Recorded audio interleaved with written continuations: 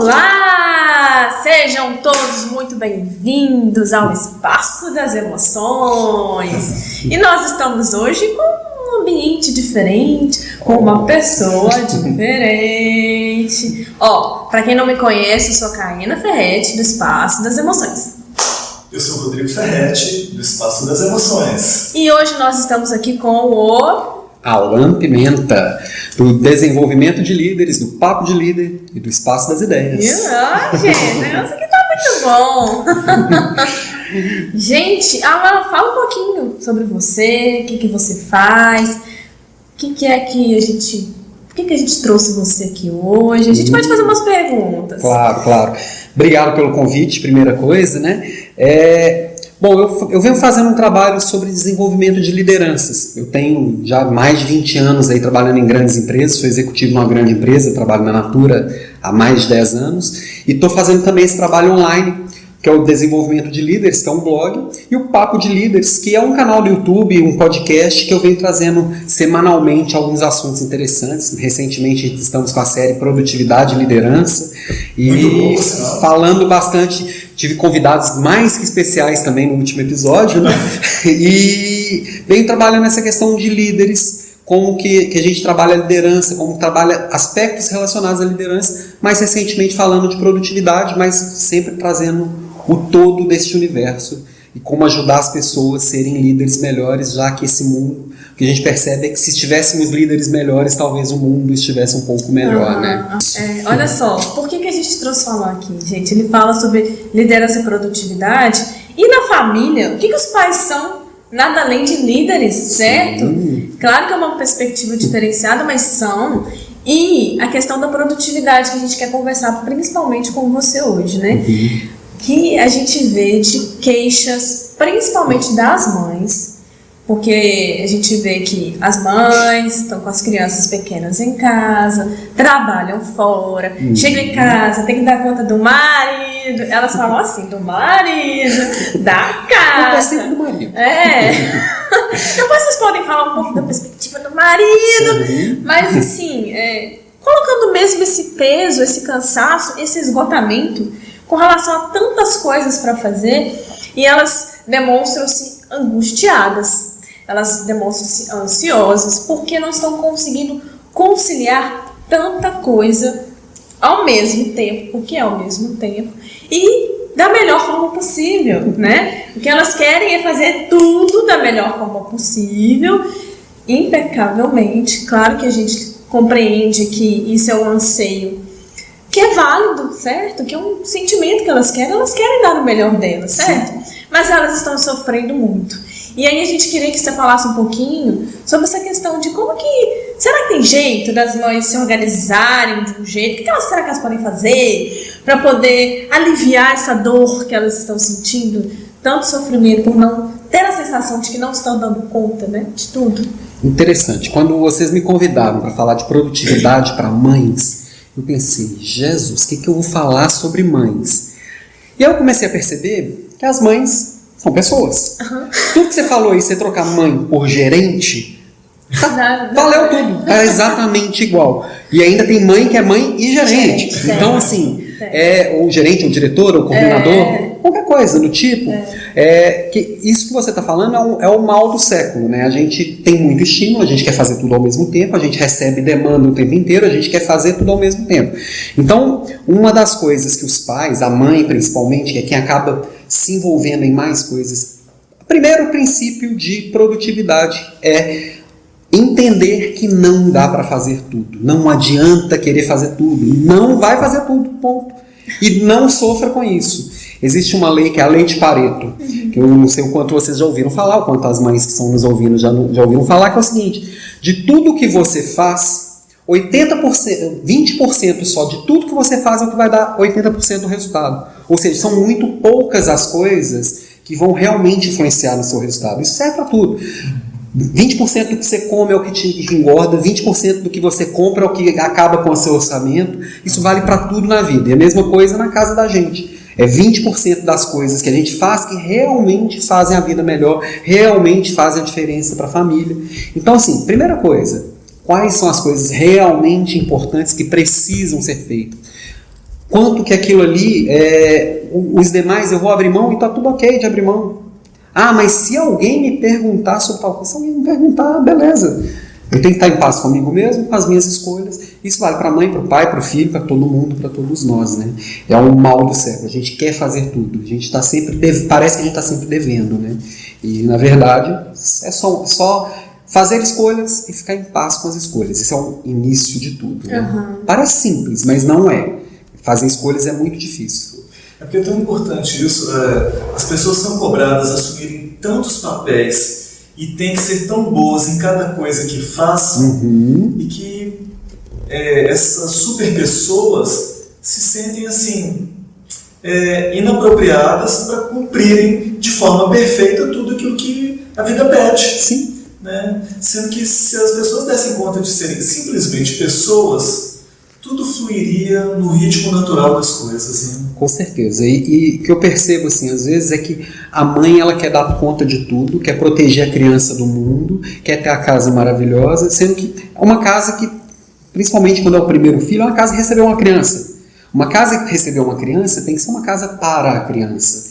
Então, quanto mais a casa estiver adaptada para aquela criança circular ali por aqueles ambientes, mais autonomia a mãe ganha, porque ela não tem que ficar vigiando o tempo inteiro, a criança está livre. Com essa liberdade, ela vai desenvolver autonomia. Quanto mais autonomia, mais livre, mais tranquila a mãe tem, né? vai estar. Porque às vezes a mãe não consegue tomar um banho porque a criança não consegue ficar sozinha. Porque a mãe está vigiando o tempo inteiro, a hora que a mãe sai, a criança chora. Justamente, eu acho que esse ponto, Alain, ele é fundamental e casa totalmente com o meu trabalho, que é de educação emocional e de desenvolver essa autonomia da criança, certo? Vejo também um discurso de que as crianças demandam muita energia e elas ficam sugadas. Eu sei que criança demanda energia, eu sei disso, sou professora. Sentiu na pele. A gente lida com várias crianças, a gente sabe que é assim. Mas isso que você falou é excepcional. Então, assim, tem atividades que a mãe pode programar antecipadamente, deixar para a criança fazer de uma forma bem segura, enquanto ela vai fazer as outras coisas, certo? Tirando a televisão, esse é um outro caso. Mas que ela realmente pense que, apropriando cada vez mais esse lugar que a criança está, principalmente no campo da segurança, que é o que mais preocupa, né? Sim. Ela, surpreendentemente, vai liberar um espaço na agenda dela que ela nem sabia que existia. Sim, e o liberar espaço não é só na agenda, é liberar espaço no coração e na cabeça. Maravilha. Porque além de mãe, ela é esposa, ela é profissional, ela é amiga, ela tem uma série de outros papéis. E às vezes a pessoa tende a abdicar de algum dos papéis para ter o outro. Tem mãe que está focada na carreira e deixa a criança com a babá e esquece da vida. Tem mãe que esquece do marido, esquece da família, esquece dos outros filhos, porque está 100% dedicado ao bebê e acaba não vivendo também. Então é liberar a agenda, liberar espaço no coração e na cabeça também, para viver tudo isso plenamente. Não precisa ser profissional ou mãe, dá para ser profissional e mãe. Aí eu lembro numa entrevista que eu ouvi do Marcos Piangers, que ele recebeu logo que ele teve um dos filhos, não sei se foi o primeiro, não lembro exatamente, ele recebeu uma proposta para ser sócio de uma empresa. Ele virou para a pessoa que estava oferecendo para ele a oportunidade e falou assim: olha, você pode arrumar um monte de sócio legal aqui, mas meu filho não tem como arrumar outro pai. Agora é a hora de eu dedicar a ser pai. E ser sócio de uma empresa vai me exigir muito nesse momento. Não era uma escolha inteligente para aquele momento de vida. Podia ser em outro. São questões de escolhas que você acabou de falar. Né? Sim, você escolha. acabou de falar isso. Não dá para escolher tudo. Não dá para escolher tudo, é verdade. Agora, é isso, né? O que escolher? Como que essa mãe, então... A gente tá falando muito de mãe. Porque são elas que mais falam, que pedem socorro, né? Sim. Como que essa mãe, na prática, pode sentar e falar: então tá, então agora eu vou escolher. É assim ou não? É da vida? É todo um processo.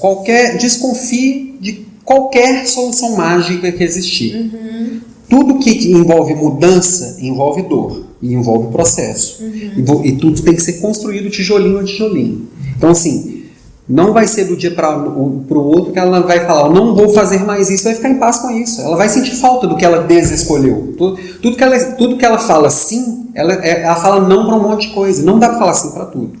E na hora que fala não para alguma coisa, você acha que o Marcos, lá na hora que abriu mão de uma sociedade, ele não ficou pensando, pô, poderia ter sido muito legal aquilo. É óbvio que envolve sofrimento, abrir mão de alguma coisa. E aí, a gente está falando aqui de mães. Antes de pedir ajuda para a tia Caena, pede ajuda dentro de casa. Tem marido, tem os outros filhos, tem as professoras, tem psicólogo, tem um monte de gente que pode delegar também alguns assuntos. Foi-se o tempo que a mãe que cuidava da casa. Passou, isso tá velho, não dá mais, né? Acho que a única coisa que não dá para ela delegar, acho que não dá, né? É amamentar a criança. O resto tudo eu não vejo porque o pai, os irmãos, as outras pessoas da casa não participarem. As pessoas que fazem parte de uma casa deveriam ser responsáveis por tudo aquilo ali. Claro que uma criança de 10 anos vai ter responsabilidades diferentes de um pai e de uma mãe que tem maturidade diferente, que tem habilidades diferentes, tem coisas diferentes. Um grande ponto para viver em paz e ter produtividade não é ter tempo para fazer mais. Tem muita gente que confunde.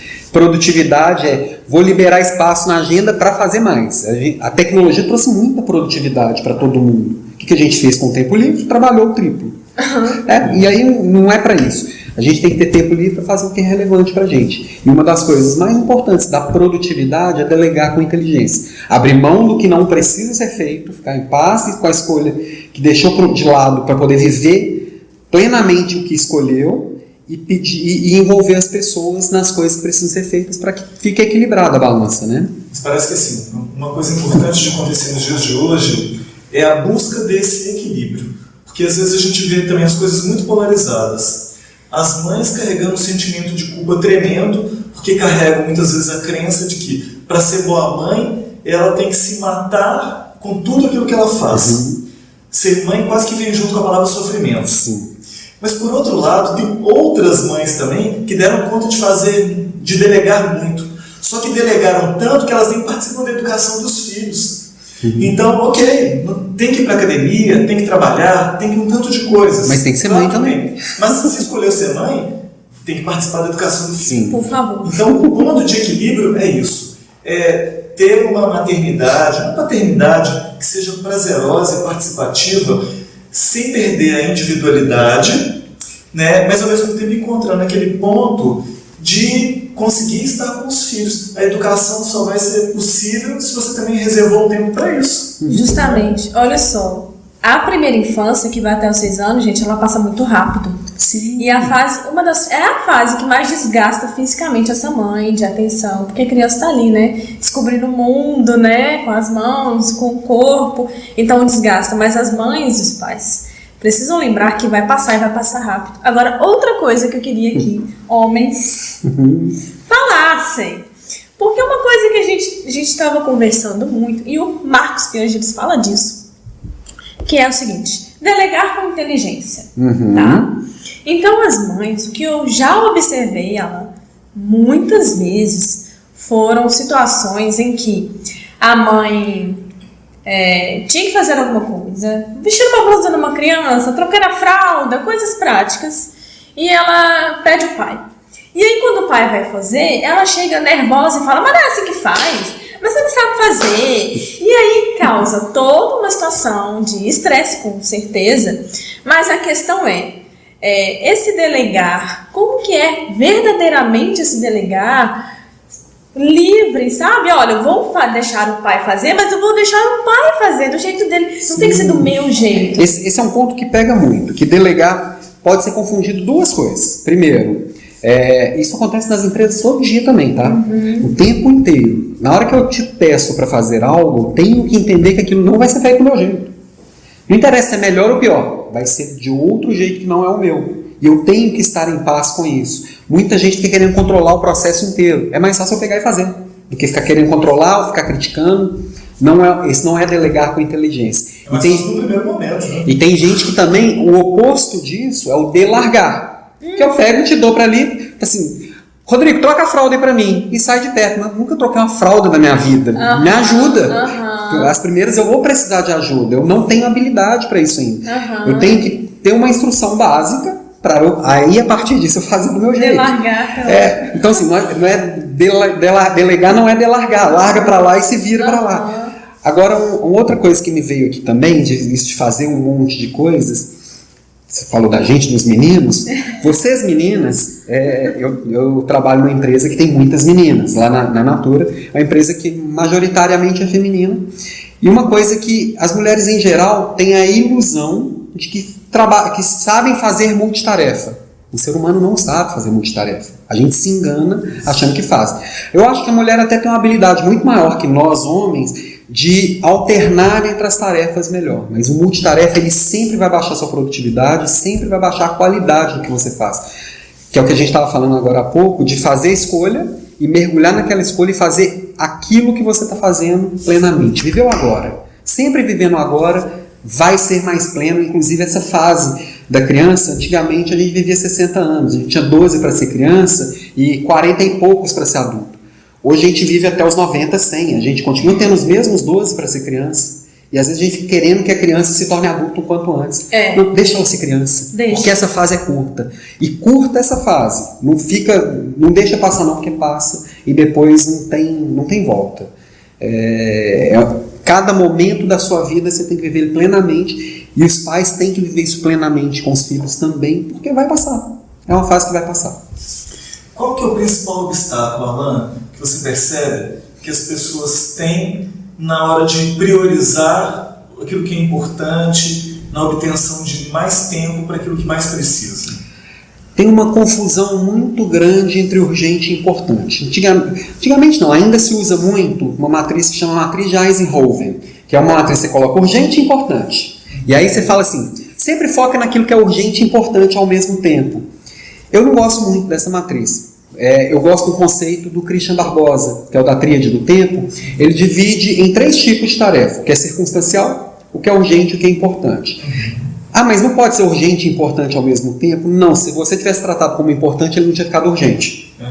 Cuida dele como importante. Mas aí, a gente volta lá na história do autoconhecimento, de se conhecer, de conhecer a família, que cada um da família funciona de um jeito também, conhecer a criança que está chegando, que também ainda é desconhecida até dela própria, e a partir disso vai elegendo o que é importante. Tem coisa que vai ser importante na minha família e não vai ser tão importante para a sua. Tem coisa que para mim é muito relevante, para você não é. Escolha o que é importante para você. O que é urgente, tem coisa que a gente não tem controle. Meu chefe mandou fazer um relatório para amanhã cedo, eu tenho que fazer, senão eu vou ser mandado embora. Virou urgente. Para mim não era importante. A criança adoeceu, não estava programado. É urgente, não dá para deixar, não, agora eu vou trabalhar no meu projeto de vida. Não, você vai para o hospital com a criança, é urgente, tem que ser tratado. E o circunstancial são aquelas coisas que a gente vai colocando na vida, que assim, teoricamente, podia eliminar, que não vai fazer diferença nenhuma. Eu vou assistir um show, vou assistir uma televisão, só que é a hora que a gente dá aquela relaxada e a gente vai processando as coisas. Sabendo diferenciar um do outro, a gente faz escolhas melhores. Não significa que a gente não vai errar. Uma coisa que eu gosto também, assim, do conceito de... Existem 3 tipos de problema. Problemas simples, problemas difíceis e problemas complexos. Tá? Exemplo de problema simples, fazer um bolo. Você pega a receita, segue passo a passo. Se tudo der certo, vai sair o bolo. Se não deu certo, você vai olhar lá, alguma coisa deu errado. Por exemplo, meu fermento estava vencido. Vai lá, compra fermento novo, faz de novo, passo a passo, vai dar certo. Um outro problema, um exemplo de problema difícil. Vou construir um avião. Também tem um passo a passo, mas é muito difícil. Eu não sei fazer, acho que nenhum de vocês dois sabe. Mas tem um passo a passo que a hora que dá um defeito, você vai lá, achar qual peça que está com problema, você vai lá, troca a peça e vai funcionar. E amanhã você faz o passo a passo de novo, você faz outro avião igual. É difícil, mas ele é replicável. E aí tem um problema complexo. Qual que é o melhor exemplo de problema complexo? Criar um filho. Você tem um filho, você cria ele, você faz bonitinho, ele sai uma pessoa incrível. Você tem outro filho, você faz exatamente igual. Vai sair igual? Não vai. Justamente. E é um bom exemplo, porque hoje é um mundo dos problemas complexos. Porque os problemas simples e difíceis já foram resolvidos praticamente todos pela humanidade e a gente evoluiu muito com eles. Hoje os problemas são complexos. Você aperta um botão aqui, ele muda o ambiente inteiro de tudo. E criar filhos sempre foi um problema complexo. Talvez por isso as mulheres tenham ganhado um grande espaço na sociedade, porque elas viveram isso plenamente. criando os próprios filhos com muito mais proximidade do que os homens. Hoje os homens estão participando muito mais. Eu acredito muito nessa sociedade igual e que dividem as coisas partindo dentro de casa. Mas essas habilidades foram desenvolvidas por mais tempo pelas mulheres que hoje estão no mercado de trabalho. Né? Agora, eu queria voltar na questão da participação dos pais em casa. O que vocês podem falar para essas mães que, claro, existem os pais que participam, assim como existem ainda aqueles que não participam, né? Que acham que não tem que fazer nada mesmo e tudo mais. Então, o que essas mães que estão passando por tudo isso e vão assistir esse vídeo e falar, mas eu não tenho apoio, né? Então, assim, o que vocês podem falar para elas para que ou elas saibam envolver esses pais, sabe, assim, um jeito, de repente, ou se realmente não tiver, e aí, o que pode acontecer, o que elas podem fazer? Bom, como é que vocês na saia o Rodrigo, na especialidade dele de psicólogo, talvez possa ajudar muito, porque eu acho que assim, mudar hábito é uma coisa mais difícil. Você está mudando a cabeça de alguém, o hábito de alguém. Um bom caminho é gatilho e recompensa. Como é que vai envolvendo os pais nas coisas legais e vai encaixando o todo e vai crescendo isso aos poucos? Imagino que seja um bom caminho, né, Rodrigo? O que você acha? Já que a gente não consegue voltar no tempo, porque geralmente as pessoas já vão mostrando muito do jeito delas, daquilo que a gente vai encontrar no período do namoro. Sim. Se casou, tiveram filhos, ou se tiveram filhos sem casar, as pessoas acabaram se envolvendo em uma situação que agora não dá mais para voltar atrás. Sim, mas também existe uma outra pessoa. Mas também ninguém namora um sapo, né? Todo mundo, na hora que conhece, é o príncipe encantado. O sapo vai descobrir lá na frente. Mas na psicologia tem assim, umas questões que dá para ser sacana. Mas a questão é exatamente essa, né? Chama para o lado racional, conversa com argumentos lógicos, mas vai da disposição de cada um. Então, usar assim desses reforçamentos positivos, na medida que a pessoa apontar na direção daquilo que você mais espera, tentando silenciar quando a pessoa tiver atitudes que você não concorda, porque se você reclama na hora que a pessoa faz o que você não quer, você está marcando o que você não quer. Então o ideal é marque na direção daquilo que você quer que a pessoa faça. Então solte fogos, comemore, elogie com naturalidade, com sinceridade. Sim. Você vai ter mais chance da pessoa repetir aquele comportamento. Mas se na hora que a pessoa faz aquilo que você quer que faça, se você pensa assim, mas não faz mais do que obrigação, e você não fala nada, esse comportamento provavelmente vai se extinguir.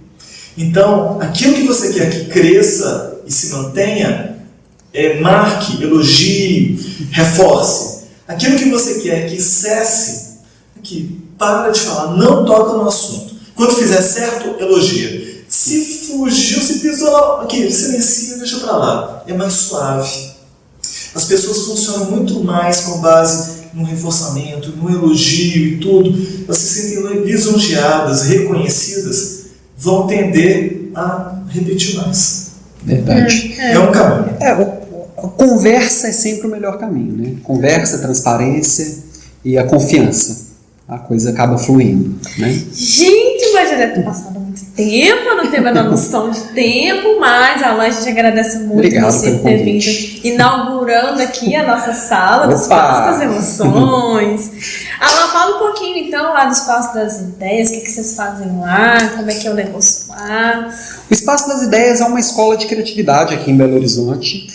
Funciona também como coworking, pessoas que têm seus cursos podem ir lá fazer os seus trabalhos. A Ana já esteve lá conosco fazendo um curso, dois cursos conosco. É uma escola que está aberta, que a gente acredita que as pessoas têm que ter liberdade para aprender. A gente sempre brinca assim, não somos certificados pelo MEC, ainda bem.